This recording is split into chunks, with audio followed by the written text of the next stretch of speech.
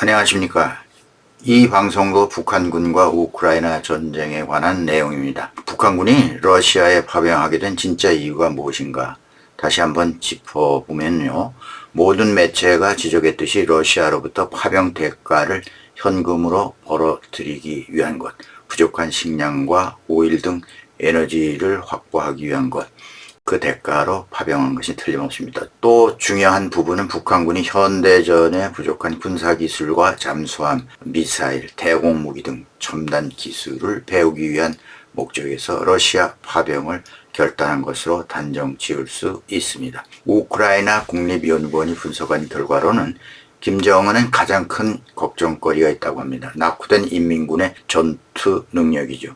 이것을 어떻게 할 것이냐. 전쟁 수행 능력을 그냥 두어 가지고는 안 되겠다. 업그레이드 해야 하는데, 이렇게 하기 위해서는 러시아의 전쟁이 지금 계속되고 있는데 여기 파병을 통해서 직접 우크라이나 전쟁에 참가해서 경험을 쌓는 길밖에 없다. 이렇게 판단했다는 것입니다. 우크라이나 국립전략연구소의 알리나 흐리첸코 애널리스트의 말도 이와 같습니다. 군수체계의 업그레이드죠. 이어서 북한은 현역병만 130만 명인데요. 세계 최대 군대 중 하나를 자랑하고 있지만 오랫동안 대규모 전쟁에 직접 관여한 적이 없습니다. 이런 전장 경험 부족은 기술적으로 앞선 한국에 대응하는데 상당한 부담이 된다는 것이죠. 독재자 김정은은 자기 권력을 유지하기 위해서도 걱정거리가 되어왔다라고 짚었습니다. 그런 의미에서 북한이 얻은 이익은 아주 크다고 보아야 한다. 이렇게 말할 수 있습니다. 그러면서 흐리첸코 애널리스트는 러시아 파병은 조선인민군 전쟁사상 가장 기술적으로 진보한 것으로 여겨지는 전장 환경에 대한 귀중한 통찰력을 제공했다. 그러면서 특히 중요한 지적사항을 말했습니다. 북한군 병사들은 현대 드론 전쟁의 현실을 직접 배우고 있다. 네, 이 말은 틀림없습니다. 중요한 군사 기술 가운데 하나인 드론 전쟁을 경험하고 있는 것이죠. 북한군의 진짜 보상은 러시아의 첨단 군사 기술에 대한 접근이라면서 러시아가 대공체계와 잠수함, 미사일 등 여러 분야에서 북한의 군사력 강화를 지원할 것으로 보인다라고 말했습니다. 그리고 또 흐리첸코 애널리스트는 북한에 있어서 우크라이나 전선은 자국무기의 효과를 평가하고 무기 산업의 질을 개선하고 향후 생산품을 현대전 실정에 맞게 고쳐 나갈 수 있을 것이다 라고 내다봤습니다. 우크라이나 실전이 북한제 무기 시험장이 되고 있다는 평가도 됩니다. 그리고 흐리첸코는 우크라이나 전선에서 살아남은 병사들은 귀국 후 교관이 돼서 현대전 관련 지식을 동료와 공유할 것으로 전망된다. 미국 고위 당국자들 말로는 북한이 이웃들을 상대로 전쟁을 벌일 역량은 더욱 커질 것이다 라고 경고한다 라고 말했습니다. 이웃들이라는 게 어딜 말하는 거겠습니까? 한국 말고 또 있습니까? 이 말은 상당히 참 우리에게 심각한 영향을 준다고 볼 수 있습니다. 적절한 대응 태세가 따라야 된다고 생각이 되죠. 네, 다음은 우크라이나 총사령관 시르스키 사령관의 주장인데요. 우크라이나 전쟁에서 러시아군의 사상자 규모가 지난해에만 무려 43만 명이 넘는다는 주장이 나왔습니다.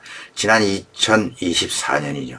현지 시간 1월 19일 좀 지났습니다만 올렉산드르 시르스키 우크라이나군 총사령관은 현지 매체 TSN과의 인터뷰에서 러시아군이 개전 이후 지난해 가장 큰 병력 손실을 입었다라고 밝혔습니다. 시르스키 총사령관은 지난해 러시아군 사상자 수는 43만 4천 명, 이 중에 15만 명이 사망했을 것이다 라고 하면서 이 숫자는 개전 이후 2년간의 사상자 수를 합친 것보다 많다라고 말했죠. 네, 작년이 가장 치열한 전투가 벌어졌던 해라고 보고 있다는 겁니다.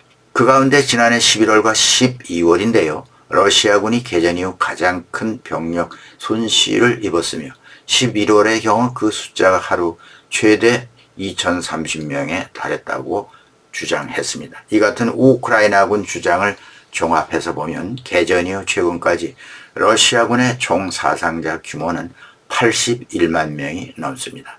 다만 이 숫자는 우크라이나군의 주장일 뿐 전쟁의 특성상 좀 자국에 유리하게 부풀린 면을 부정할 수는 없죠. 공식적으로 확인된 것은 아닙니다. 반대로 시리스키 총사령관은 우크라이나군의 사상자 규모를 묻는 질문에 이렇게 답했습니다. 러시아군보다 몇 배나 적다 라며 두리뭉실한 답변을 내놨습니다. 지난해 11월 우크라이나 볼로디미르 젤렌스키 대통령이 자국군의 사상자 규모를 이례적으로 공개해서 관심을 모았었죠. 일단 부풀린 숫자로 봐야 하겠습니다. 젤렌스키 대통령은 러시아와의 전쟁 이후 약 4만 3천 명의 우크라이나군이 사망했으며 37만 명이 부상을 입었다. 그러면서 러시아군은 19만 8천 명이 사망하고 55만 명이 부상을 입었다. 이렇게 주장했습니다. 젤렌스키 대통령의 주장만 놓고 보면 사망자 수의 경우 러시아가 우크라이나에 비해 4배 이상이 많은 셈이 되는 것이죠. 다음은 우크라이나 전쟁 참가 러시아 군인이 비탄감을 받는다는 얘기입니다. 전쟁에 새로 참가하는 러시아 군인들에게 최대 1,000만 루블 약 1억 3,470만 원을 지급하는 빚을 탕감해주는 법안이 통과됐습니다. 푸틴이 여기에 23일 서명했다고 그러죠. 이 법은 청년층 입대를 겨냥했다는 분석이죠. 지난달 러시아 중앙은행도 발표했습니다. 보고서에 따르면 1,300만 명 이상의 러시아인이 3개 이상의 대출을 받고 있다. 이런 발표를 했습니다. 러시아 국민들은 주택 소유 의향이 매우 크다고 합니다. 젊은 세대도 높은 이자율을 감당하고 대출을 받아서 집을 사는 경우가 많다고 합니다. 러시아 정치 분석가 게오르기 보부트는 텔레그램을 통해서 적어도 수십만 명의 사람들에게 견딜 수 없는 신용 부담을 없앨 수 있는 또 다른 방법을 제공한다는 점에서 해당 법은 입대 계약 체결 동기를 강화하고 있다. 이렇게 썼습니다. 러시아는 또 우크라이나에 빼앗긴 영토 탈환 등을 위해서 공격적으로 병력 수를 늘리고자 하는데요. 그럴수록 병력 동원이 힘이 들 수밖에 없습니다.